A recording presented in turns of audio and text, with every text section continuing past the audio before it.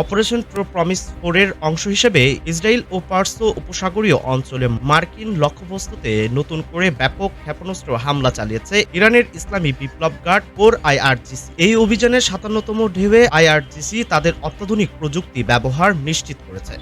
আইআরজিসির এক আনুষ্ঠানিক বিবৃতিতে জানানো হয়, অধিকৃত ভূখণ্ডের প্রাণকেন্দ্রে অবস্থিত ইসরায়েলি কমান্ড কন্ট্রোল এবং কমিউনিকেশন পরিকাঠামো সহ তাদের ক্ষেপণাস্ত্র প্রতিরক্ষা ব্যবস্থাগুলোকে লক্ষ্য করে এই হামলা চালানো হয়েছে। অভিযানে খাইবার সেকান নামক নিখুঁত লক্ষ্যভেদী ক্ষেপণাস্ত্রের পাশাপাশি ইমাদ এবং কদর ক্ষেপণাস্ত্র ব্যবহার করা হয়। একই সাথে মার্কিন সন্ত্রাসী বাহিনীর শক্ত ঘাঁটি হিসেবে পরিচিত আল উদাইদ সামরিক ঘাঁটিতেও হামলা চালিয়েছে ইরান। এই অভিযানে সলিড ও লিকুইড উভয় জ্বালানিতে সক্ষম জলফিকার ক্ষেপণাস্ত্র এবং কিয়াম ক্ষেপণাস্ত্রের পাশাপাশি স্মার্ট আত্মঘাতী ড্রোন ব্যবহার করা হয়েছে। গত ২৮ ফেব্রুয়ারি ইরানের সর্বোচ্চ নেতা আয়াতুল্লাহ আলী খামেনি এবং বেশ কয়েকজন ঊর্ধ্বতন সামরিক কর্মকর্তাকে নির্মমভাবে হত্যার পর ইরান ও মার্কিন ইসরায়েল জোটের মধ্যে সংঘাত চরম আকার ধারণ করে।